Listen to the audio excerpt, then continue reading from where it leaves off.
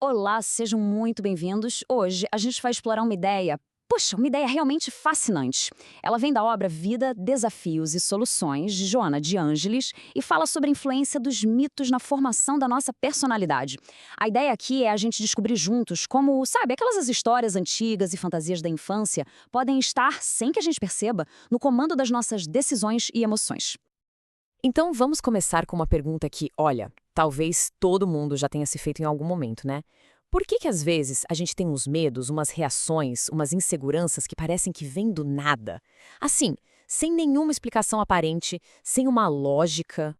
Pois é, e segundo a obra que estamos analisando, a resposta para isso não está na superfície, não. Ela está bem lá no fundo do nosso ser, numa base imensa, invisível, que foi construída, olha só, ao longo de milênios. O que isso quer dizer na prática? Que não carregamos apenas as nossas próprias memórias. É muito mais que isso. A gente herda, de certa forma, toda a jornada psicológica e espiritual da humanidade. Pensa só, é sobre essa base gigantesca que a nossa personalidade individual se constrói. Tá, mas o que tem exatamente nesse tal de inconsciente profundo? Bom, o que a obra nos mostra é que ele está cheio de histórias. Histórias antigas, poderosas, e também fantasias bem pessoais que acabam funcionando como se fossem roteiros escondidos, sabe? Guiando a nossa vida. E o mais interessante é justamente olhar para esses mitos. A gente está falando desde o medo primitivo de um Deus castigador até a fantasia de um salvador mágico que vai resolver tudo. E todos eles operam ali no silêncio, sabe? Moldando o que esperamos de um relacionamento, do sucesso, do amor, e na maioria das vezes a gente nem se dá conta disso.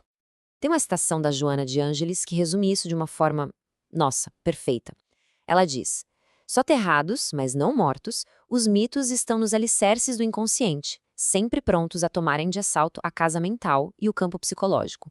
Ou seja, não são só historinhas velhas e empoeiradas, né? São forças vivas, ativas, só esperando uma brecha para assumir o controle.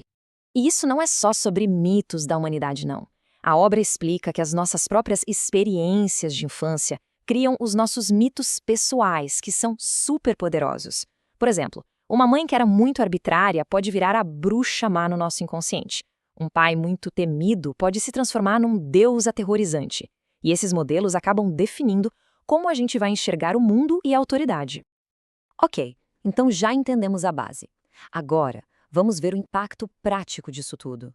Como é que essa fundação cheia de mitos e fantasias pode acabar moldando uma personalidade que, bom, que tem dificuldade de encarar os desafios da vida real? É que quando esses mitos não são examinados, quando a gente não olha para eles, as consequências podem ser bem reais. Estamos falando de maturidade psicológica, uma tendência a fugir para um mundo de fantasia e até fobias, insegurança, timidez. Tudo isso pode acabar gerando uma estagnação, uma paralisação emocional e até uma visão toda distorcida de quem realmente somos. E essa comparação aqui deixa tudo bem claro, né? De um lado tem a personalidade mítica. É aquela que vive num mundo meio encantado, sempre esperando uma solução mágica, fugindo da responsabilidade. E do outro lado, a personalidade madura. Essa não. Ela está com o pé no chão, na realidade. Ela enfrenta os desafios de frente e, o mais importante, assume a responsabilidade espiritual pela própria vida. Tá bom, mas e aí? Se a gente começa a reconhecer esses mitos em nós, o que fazer? Existe uma saída? Como é que se caminha para se libertar disso? A boa notícia é que sim, e a obra nos mostra um caminho bem claro. E o ponto central desse caminho tem um nome: desmitificar. E o que é isso? É basicamente o processo de se libertar desse controle que vem do inconsciente. É ter a coragem de olhar para dentro, encarar esse mundo interior e assumir a nossa realidade espiritual.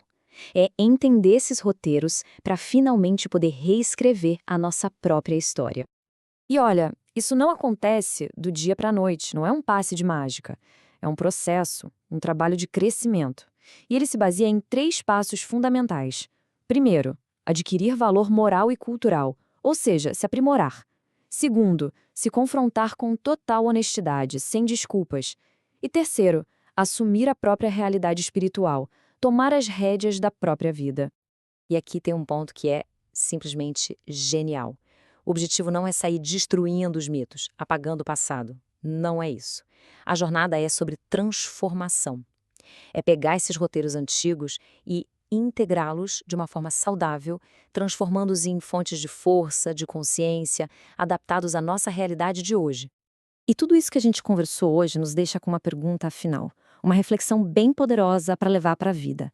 Quais são os mitos que podem estar aí no silêncio dirigindo a sua jornada? É um convite, né? Para a gente olhar mais fundo para as histórias que nos formam e, a partir desse conhecimento, finalmente nos tornarmos os verdadeiros autores do nosso futuro.